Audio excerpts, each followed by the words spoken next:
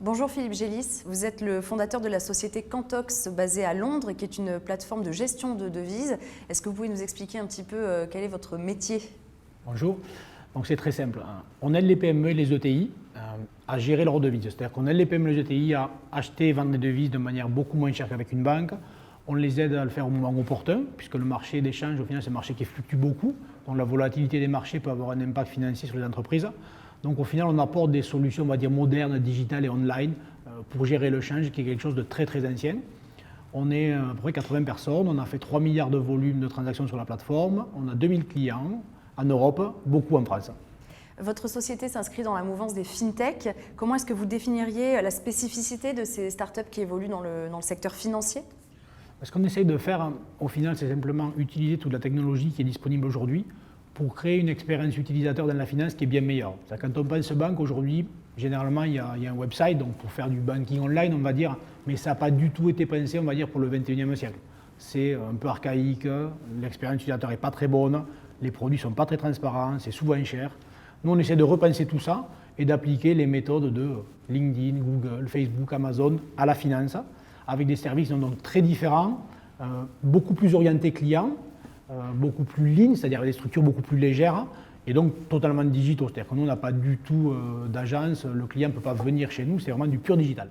D'ailleurs, dans votre entreprise, il y a très peu de personnes qui viennent du secteur de la banque. Il n'y a quasiment personne, on est 80, il y a 2 personnes qui ont travaillé dans la banque avant ça, donc c'est vraiment très très marginal, simplement parce qu'on pense qu'il y a une culture très différente dans la banque. Il y a une orientation client qui est très différente, parce que c'est un secteur oligopolistique, donc par défaut, il y a une orientation client qui n'est pas celle qu'on souhaite. Nous, au final, on pense que le client, c'est le centre de tout, on doit tout développer autour de lui. Donc on veut des gens qui viennent avec un esprit ouvert et qui n'aient pas d'habitude, on va dire, qui viennent du secteur plus traditionnel. Est-ce que vous faites partie de ceux qui veulent ubériser la banque?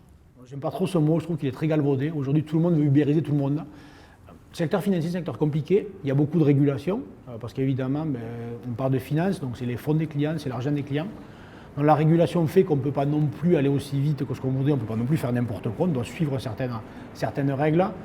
Les banques, elles ne vont pas disparaître, c'est-à-dire les plus grosses banques, en tout cas, elles vont savoir s'adapter, elles ont des ressources, elles ont des talents. Les plus petites, là, il y a une question qui se pose, mais ce qui est sûr, c'est que le panorama bancaire il va changer énormément.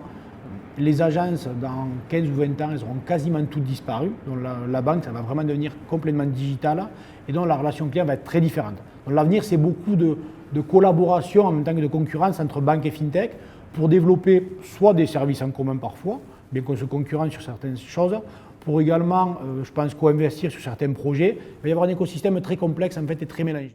Et justement, j'allais vous poser la question, comment les banques peuvent-elles profiter de ces innovations apportées par les fintech? Est-ce qu'il faut qu'elles les rachètent? C'est une possibilité, mais je pense que ce n'est pas leur objectif premier. Leur objectif premier, au final, c'est de comprendre la culture des boîtes fintech. Pourquoi on arrive à développer des solutions beaucoup plus compétitives et bien meilleures en termes d'expérience utilisateur. Donc ce qu'elles veulent avant tout quand elles investissent, ce n'est pas tant que ça, faire un investissement financier et chercher un retour financier. C'est plus mettre le doigt dedans, mettre le doigt dans la boîte pour réellement comprendre la culture, apprendre les process, apprendre comment on pense autour du client. Donc c'est vraiment une philosophie d'apprentissage et pédagogique. Et je pense qu'on va le voir de plus en plus dans les 2 ans qui viennent, simplement parce qu'au final, les banques, elles sont très grosses, elles ont énormément de ressources, de très gros portefeuilles clients, mais elles n'ont pas la partie technologique. Les fintechs, elles ont la technologie, mais elles ont encore des portefeuilles clients beaucoup plus petits, des ressources beaucoup plus limitées. Donc le mix des deux, probablement, c'est ce qui va créer le plus de valeur. Aujourd'hui, quels sont les projets de Cantox, ou peut-être même vos autres projets, si vous en avez? Non, aujourd'hui, nous, on est en train de continuer à développer la boîte, donc on a quasiment 5 ans. On a atteint une taille, je dirais, significative, on fait partie des gros players fintech en Europe. On veut continuer à consolider l'Europe. Après ça, probablement qu'on ira voir ailleurs. Est-ce qu'on ira en Asie, est-ce qu'on ira aux États-Unis, on ne sait pas trop encore. Mais il y a encore beaucoup de travail à faire chez Cantox. Donc des projets, je dirais, on en a plein, parce que dans la fintech, il y a tellement d'opportunités. Je dirais que dans les 20 prochaines années, il y a des opportunités quasi infinies. Donc peut-être qu'après Cantox, on fera autre chose, mais pour l'instant, c'est Cantox et rien d'autre. Merci beaucoup Philippe Gélis. Merci.